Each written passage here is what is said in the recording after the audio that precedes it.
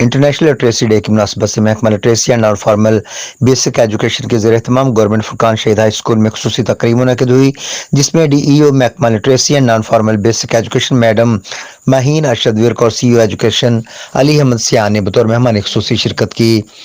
اس موقع پر ضلع شیخوپورہ برقی لٹریسی سینٹر سے اسٹاف اور طلباء و طالبات کثیر تعداد میں شریک ہوئے۔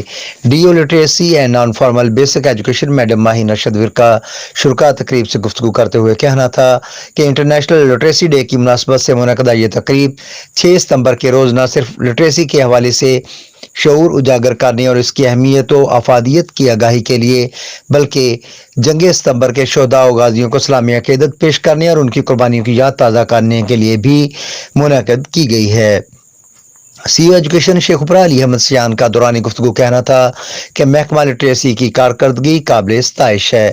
انہوں نے محکمہ لٹریسی کے محنتی سٹاف اور پوزیشن ہولڈرز طلباء و طالبات میں اعزازی سرٹیفکیٹس اور شیلڈز تقسیم کی۔